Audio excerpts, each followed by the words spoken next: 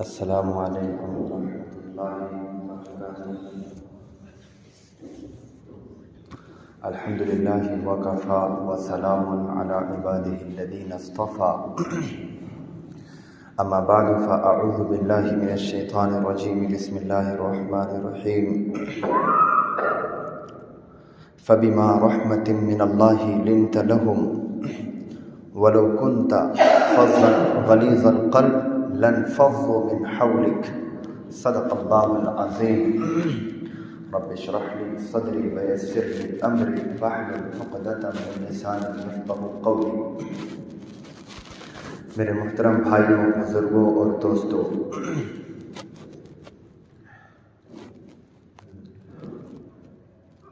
رسول اللہ صلی اللہ علیہ وسلم کی زندگی پوری امت مسلمہ کے لیے بلکہ پوری کائنات انسانی کے لیے سب سے بہترین اور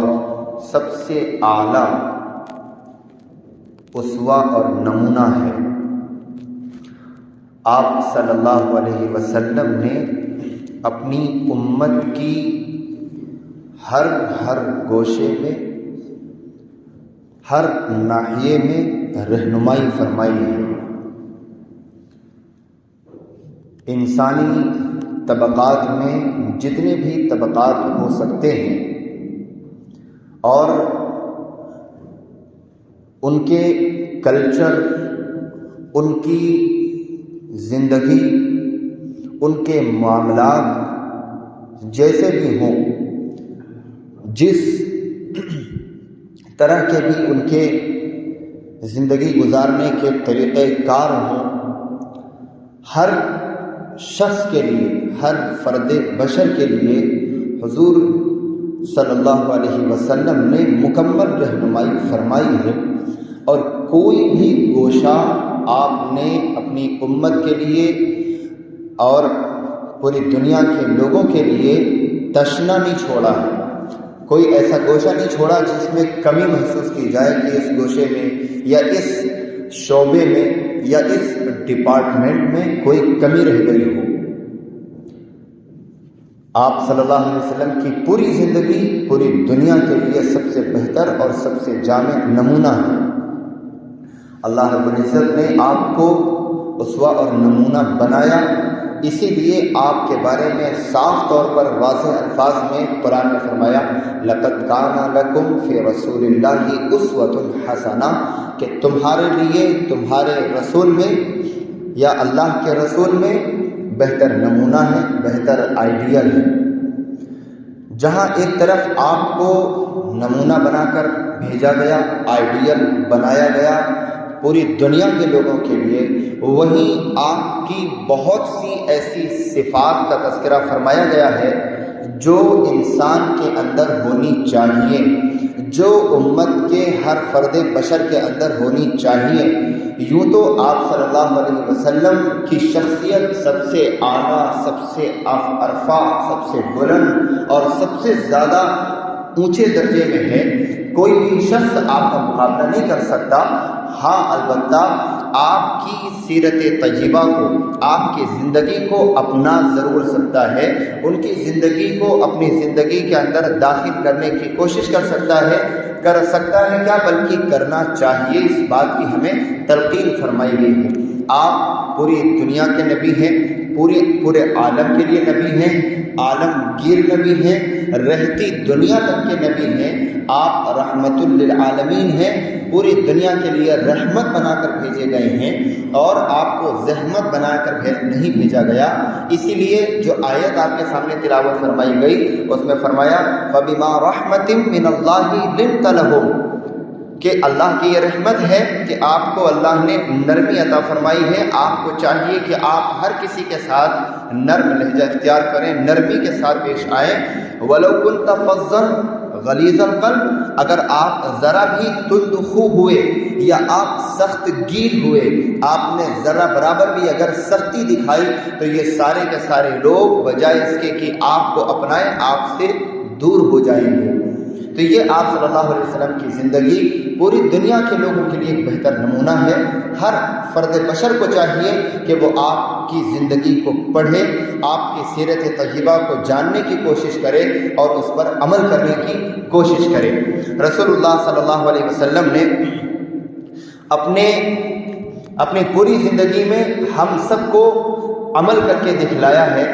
جو تعلیمات آپ لے کر آئے، جو تعلیمات اللہ نے آپ کو عطا فرمائی، ان تعلیمات کو آپ نے لوگوں تک پہنچایا بھی ہے اور ان پر عمل کر کے بھی دکھایا ہے کہ یہ کیسے کرنا ہے، ایک صالح اور نیک معاشرے کو کیسے وجود بخشنا ہے، خاندان کو کیسے مستحکم بنانا ہے، کیسے اس کو درست کرنا ہے، کیسے اس کی اصلاح کرنی ہے، لین دین کیسا رکھنا ہے، تجارت کس طرح سے کرنی ہے، اور پڑوسیوں کے حقوق کا کیسے خیال رکھنا ہے، ماں باپ کی خدمت کے کیا حقوق ہیں، بیوی اور شوہر کے کیا حقوق ہیں، اولاد کے کیا حقوق ہیں۔ غرض زندگی کے ہر پہلو کو آپ نے صاف طور پر اجاگر کیا ہے۔ سیرت طیبہ کے تمام صفحات اور تاریخ کے صفحات آج بھی آپ کی سیرت سے جگمگا رہے ہیں۔ کوئی پوری آپ یعنی آپ کی ہی شخصیت دنیا میں واحد شخصیت ہے جن کی ہر چیز کو پورا مکمل طور پر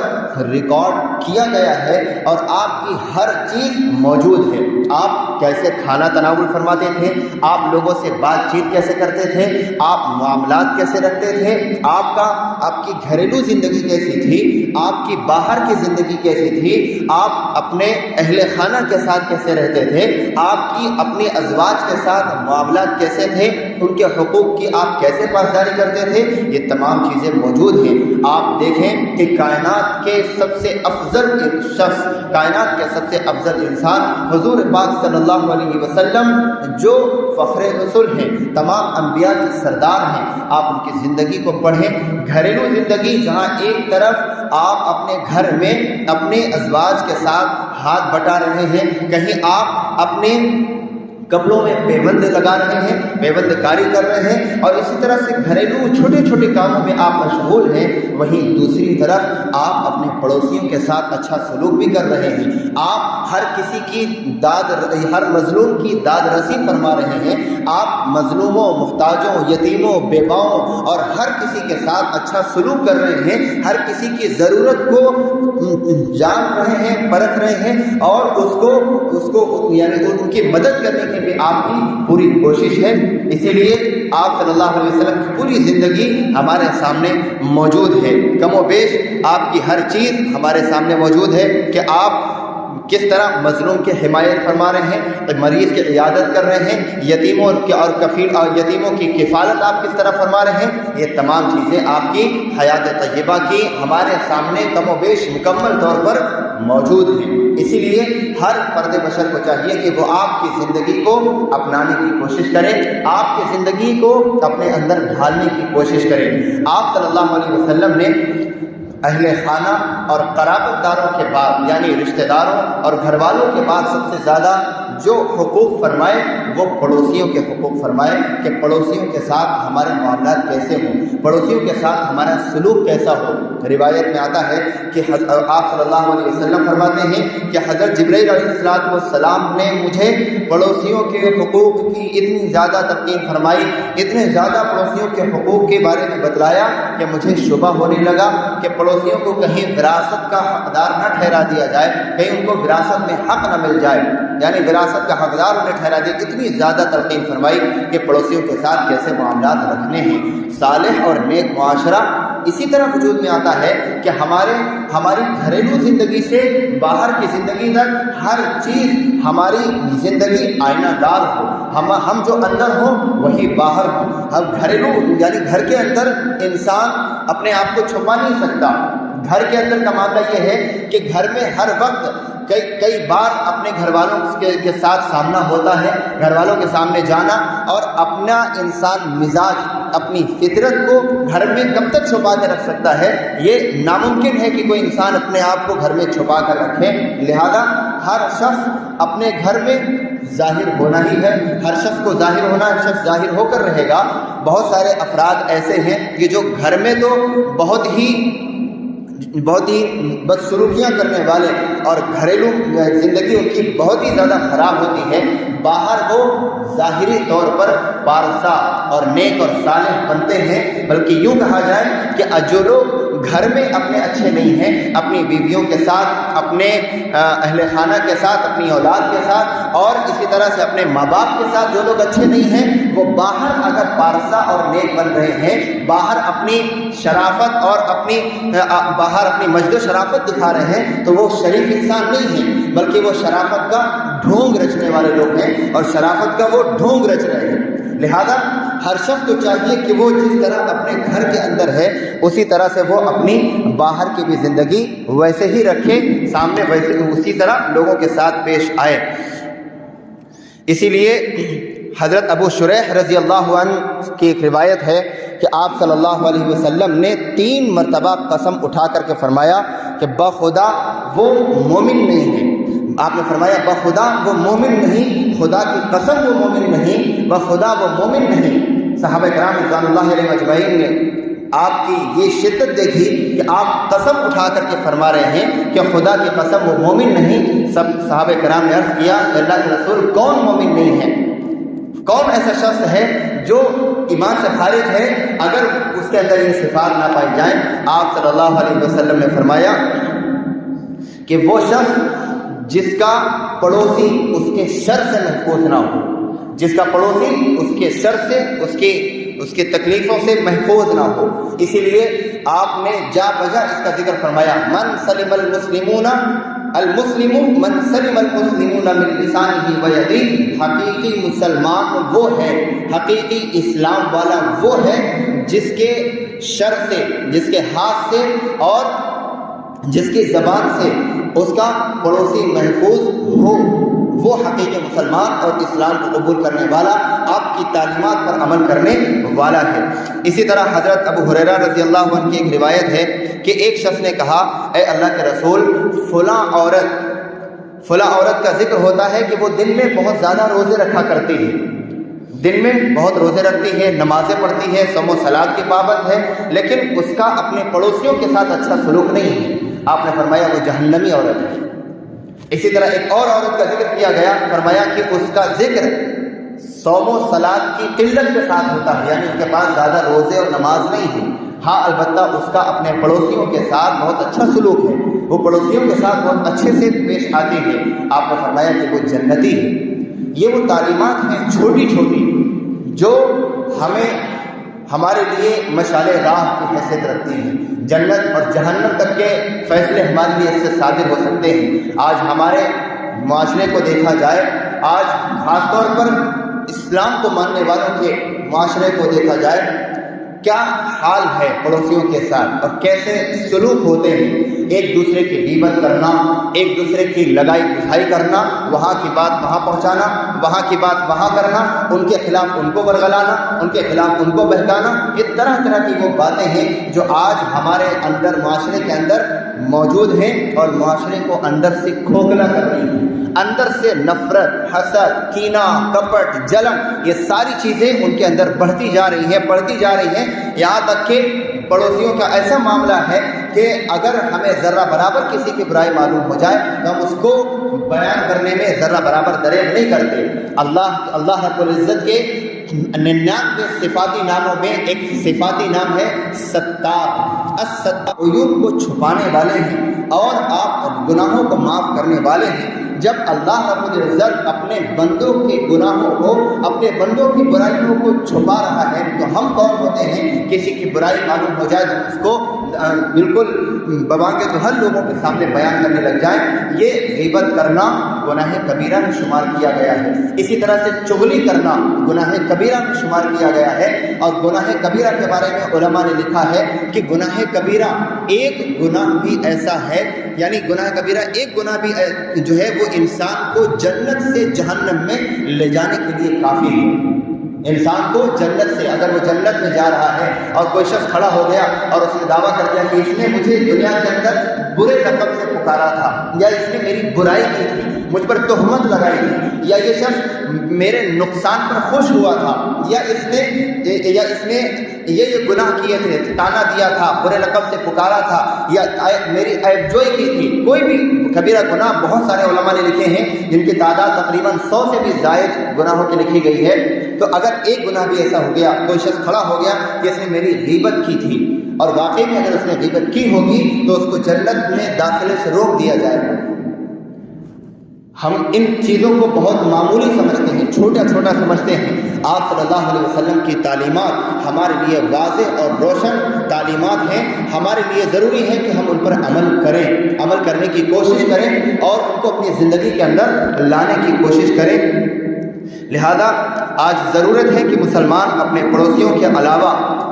دیگر مذاہب کے ماننے والوں کے ساتھ بھی اچھا سلوک کریں. جہاں ایک طرف ہمیں تلقین فرمائی گئی کہ ہم اپنے گھر میں اپنے اہل خانہ کے ساتھ، اپنی ازواج کے ساتھ، اپنی اولاد کے ساتھ، اپنے ماں باپ کے ساتھ حسن سلوک کریں اور ان کے حقوق کا پاس رکھیں، ان کے حقوق کا خیال کریں، پڑوسیوں کا خیال رکھیں. باہر کے معاشرے میں ہمارے ارد گرد جو افراد ہیں ان کے ساتھ اچھا معاملہ کریں. وہیں دوسری طرف ہماری اولین ذمہ داری ہے کہ آپ کی شخصیت ہمارے سامنے موجود ہے تو ہماری اولین ذمہ داری یہ بنتی ہے کہ ہم دنیا کے اندر جتنے بھی افراد ہیں، ہمارے خواہ و پڑوسی ہوں یا ہمارے دور کے پڑوسی ہوں، کسی بھی مذہب سے تعلق رکھنے والے ہوں، ان کے ساتھ ہم حسن سلوک کریں، ان کے ساتھ اچھا معاملہ کریں، ان کے ساتھ اچھے سے پیش آئیں. آپ صلی اللہ علیہ وسلم کی زندگی کو ان کے سامنے رکھیں، اور ان کی زندگی، آپ صلی اللہ علیہ وسلم کی زندگی کو کیسے رکھنا ہے؟ ہمیں خود عمل کر کے دکھلانا ہے، ہمیں خود آپ صلی اللہ علیہ وسلم کی زندگی کو اپنے اندر لانا ہے. مثال کے طور پر اگر ہمارا کوئی غیر مسلم بھائی یا ہمارا کوئی غیر مذہب کا ماننے والا اگر کوئی ہمارا پڑوسی ہے یا ہم اس کو جانتے ہیں، اگر ہمیں معلوم ہو کہ وہ شخص بیمار ہے، ہماری اولین ذمہ داری ہے کہ ہم جائیں، اس کی عیادت کریں، اس کی بیمار پرسی کریں، اس کے احوال کو جانیں. اگر اس کو کسی بھی قسم کی کوئی ضرورت ہے تو اس کی ضرورت کو پورا کرنے کی کوشش کریں. یہ آپ صلی اللہ علیہ وسلم کا اسوہ نمونہ ہے. اسی طرح سے پڑوس میں اگر ہمارے کوئی بھی غیر مذہب کا ماننے والا ہے یا کسی بھی مذہب سے تعلق رکھنے والا ہے، اس کے گھر میں کوئی پریشانی ہے تو ہماری اپنی ذمہ داری ہے کہ ہم اس میں جائیں اور اس کے پاس جائیں اور اس کے احوال کے بارے میں پوچھیں، دریافت کریں. یہ آپ صلی اللہ علیہ وسلم کی زندگی پوری کی پوری ہم اپنے اندر جب لائیں گے اور آپ کی زندگی کو دوسروں کے سامنے پیش کریں گے، ظاہری طور پر انسان آپ کے اخلاق سے، آپ کے کردار سے، آپ کے گفتار سے وہ متاثر ہوگا اور اس کو معلوم ہوگا کہ ہاں یہ رسول اللہ کے ماننے والے ہیں، یہ اللہ کی یقیناً تعلیمات پر عمل کرنے والے ہیں. صحابہ کرام کی زندگی کا مطالعہ کریں تو صاف طور پر ظاہر ہوتا ہے کہ کیسے اخلاق کے ساتھ پیش آیا کرتے تھے. ان کے اخلاق لوگوں کے دلوں کو جیت لیا کرتے تھے، لوگوں کے دلوں کو فتح کر لیا کرتے تھے کہ کس طرح سے ان کے اخلاق تھے، کس طرح ان کا کردار تھا اور کس طرح سے ان کی بات چیت کا طریقہ تھا، کیا ان کا دعوتی اسلوب تھا. یہ تمام چیزیں ہمارے سامنے آئیں گی. آج دنیا کے اندر، آج خاص طور پر ہمارے ملک کے اندر جو تشدد ہے، جو ظلم ہے اور جو ظلم و ستم برپا ہے، اس کو دیکھتے ہوئے ہماری اور ذمہ داری بن جاتی ہے کہ ہم ظلم کے خلاف آواز اٹھائیں یا ظلم کے خلاف ہم مظلوم کا ساتھ دیں، مظلوم کا ساتھ دیں، مظلوم کی فریاد رسی کریں. آپ دیکھیں حضور صلی اللہ علیہ وسلم کی زندگی میں قبیلہ قریش کے کچھ افراد ایک مرتبہ عبداللہ بن جدعان التیمی رضی اللہ عنہ، ان کے مکان پر سارے لوگ اکٹھا ہوئے اور سب نے آپس میں یہ طے کیا. یہ بات اس وقت کی ہے جبکہ ابھی آپ کو نبی نہیں بنایا گیا تھا. آپ کے نبوت سے قبل یہ سارے لوگوں نے طے کیا کہ ہمارے یہاں جس کسی پر بھی ظلم کیا جائے گا، جس کسی کو بھی تنگ کیا جائے گا، پریشان کیا جائے گا، ہم سارے کے سارے لوگ اس کا مل کر ساتھ دیں گے، اس کی داد رسی کریں گے اور اس کی فریاد رسی کریں گے. اور ہماری یہ ذمہ داری ہے کہ ہم اس کی حمایت کریں گے، خواہ وہ ہمارے مکے کا رہنے والا ہو یا نہ ہو، خارجی ہو یا داخلی ہو، ہم اس کی بھرپور حمایت کریں گے. یہ وہ میٹنگ تھی یا یہ وہ شراکت داری تھی جس میں آپ صلی اللہ علیہ وسلم نے شرکت فرمائی. پھر اس کے بعد جب آپ کو نبوت سے سرفراز فرمایا گیا، اس کے بعد آپ ہمیشہ اس واقعے کا ذکر فرمایا کرتے تھے اور آپ فرمایا کرتے تھے کہ اگر ایمان یعنی نبوت سے سرفراز ہونے کے بعد اگر یہ بات اسلام کے بعد ہم سے کہی جاتی، اسلام کے بعد اگر ہمیں شریک ہونے کے لیے بلایا جاتا تو میں سب سے پہلے حاضر ہوتا. اور ساتھ میں آپ نے یہ بھی بات فرمائی کہ उस मीटिंग में शरीक होना हमारे लिए सुर्ख ऊँटों से बेहतर है। तो इसलिए हमारी बड़ी जिम्मेदारी है कि आप सल्लल्लाहु अलैहि वसल्लम की सीरत को, आपके उसवे को हम अपनी ज़िंदगी के अंदर लाने की कोशिश करें। हमारी तिजारत में, मुआशरत में, ख़ानदान में, हमारे लेन देन में, और इसी तरह हमारे किरदार में, हमारे गुफ्तार में, हमारी सीरत, हर चीज़ में हम आप सल्लल्लाहु अलैहि वसल्लम की ज़िंदगी को लाएं और उनकी ज़िंदगी को अपनी ज़िंदगी के अंदर ढालने की कोशिश करें। यकीनन ये वो तालीमात हैं जो ख़ानदान को भी मुस्तहकम बनाती हैं और अफराद को भी मुस्तहकम बनाती हैं और मुआशरे को भी मुस्तहकम बनाती हैं। शर्त यह है कि आप सल्लल्लाहु अलैहि वसल्लम की ज़िंदगी हमारे सामने हो और आपकी पूरी सी सीरत तय्यबा को हम जानने की कोशिश करें। आज हम में बहुत सारे अफराद ऐसे हैं जिनको सीरत तय्यबा के मुतालिक शायद ही बहुत सारी बातें मालूम हो, कुछ बातें भी मालूम हो। आप सल्लल्लाहु अलैहि वसल्लम का उठना बैठना कैसा था, आपके अखलाक कैसे थे, आप घर में कैसे रहा करते थे, आपकी खानगी ज़िंदगी कैसी थी, आपकी दाखिली और खारजी ज़िंदगी कैसी थी। बहुत सारे अफराद को, बहुत सारे हम में से बहुत सारे लोगों को नहीं मालूम। आप सल्लल्लाहु अलैहि वसल्लम के बारे में अल्लाह ने साफ तौर पर फरमाया कि आपको अल्लाह ने तुंदखू नहीं बनाया, आपको सख्तगीर नहीं बनाया, आपको रहम करम जो है रहम करम करने वाला बनाकर भेजा है, आपको रहमतुल लिल आलमीन बनाकर भेजा है कि आप सारी कायनात के लिए रहमत बनाकर भेजे गए। एक मौके पर जब कुछ सहाबा ने आपसे अर्ज़ किया तो आपने फरमाया इन्नमा बुइस्तु रहमतन व इन्नमा लम उबअस लआनन, कि मुझे लान तान करने वाला बनाकर नहीं भेजा गया कि मैं लान तान करूं या मुझ पर कोई लान तान करे, बल्कि मुझे रहमत बनाकर भेजा गया है। आप सल्लल्लाहु अलैहि वसल्लम को रहमत बनाया कि आपका हर किसी के साथ मामला इंतहाई शफीक वाला था। आप घरेलू ज़िंदगी देखें, बीवियों के साथ, अज़वाज के साथ कितने शफीक हैं, औलाद के साथ कितने शफीक और रहीम हैं, ग़ुलामों के साथ कितनी ज़्यादा शफ़क़त और हमदर्दी का मामला फरमा रहे हैं। हज़रत अनस रज़ी अल्लाह अन्हु 10 साल उन्होंने आप सल्लल्लाहु अलैहि वसल्लम की खिदमत में गुजारे। वो छोटे से थे, तकरीबन 8 या 9 साल की उम्र से उन्होंने एक अच्छी खासी तवील ज़िंदगी आप सल्लल्लाहु अलैहि वसल्लम के पास गुजारी। आप फरमाते हैं कि बचपन से लेकर बड़े होने तक इतने मौके आए हैं, हमसे कई ऐसी गलतियां हुई, लेकिन आप सल्लल्लाहु अलैहि वसल्लम ने कभी भी नाराज़गी का इजहार नहीं फरमाया, कभी भी आपके माथे पर शिकन नहीं आई कि आप हमारे किसी भी काम से नाराज़ हुए हों। आज हम लोग जिस तरह अपने घरों में बच्चों को झिड़क देते हैं और उनको ज़रा सी गलती पर कभी कभी ज़्यादा मार देते हैं, आप सल्लल्लाहु अलैहि वसल्लम की ज़िंदगी का मुताला करें। हज़रत अनस रज़ी अल्लाह अन्हु आपके बारे में फरमाते कभी भी आपने किसी तरह की नाराज़गी नहीं फरमाई, हालांकि बच्चों से बहुत सारी गलतियाँ सरजद होती हैं। लिहाजा ज़रूरत इस बात की है कि हम आप सल्लल्लाहु अलैहि वसल्लम की ज़िंदगी को अपनाएं। अल्लाह रब्बुल इज़्ज़त ने कुरान मजीद में कई मौके पर फरमाया अतीउल्लाह व अतीउर रसूल, अल्लाह की और रसूल की इताअत करो, लअल्लकुम तुफ्लिहून, ताकि तुम कामयाब हो सको। और तुम्हारी कामयाबी अल्लाह और अल्लाह के रसूल की इताअत में ही है। अगर कोई शख्स अल्लाह और अल्लाह के रसूल सल्लल्लाहु अलैहि वसल्लम की इताअत से हटकर अपने तौर पर ज़िंदगी गुजारता है तो यकीनन वो ज़िंदगी काबिल कबूल नहीं होगी। वो ज़िंदगी ऐसी नहीं होगी कि जो उसको जन्नत में ले जाने का बायस बन सके, बल्कि उसकी ज़िंदगी डगर से हट जाएगी। डगर पर और सही रास्ते पर आप सल्लल्लाहु अलैहि वसल्लम ने हमारी ज़िंदगी को ढालने की कोशिश की है। आपने अपनी उम्मत को मुकम्मल तौर पर, आपकी उम्मत की मुकम्मल तौर पर रहनुमाई फरमाई है। हर गोशे में, हर शोबे में, हर नाहिए में आपकी तालीमात हमारे लिए नमूना और आइडियल है। लिहाजा ज़रूरत इस बात की है कि हम अल्लाह के रसूल सल्लल्लाहु अलैहि वसल्लम की पूरी ज़िंदगी अपने अंदर लाने की कोशिश करें। अमली तौर पर हम अपने आप को लोगों के सामने पेश करें, आपके अखलाक, आपकी सीरत, आपका किरदार, हर चीज़ को हम लोगों के सामने पेश करें। अल्लाह रब्बुल इज़्ज़त हम सबको कहने सुनने से ज़्यादा अमल की तौफीक अता फरमाए।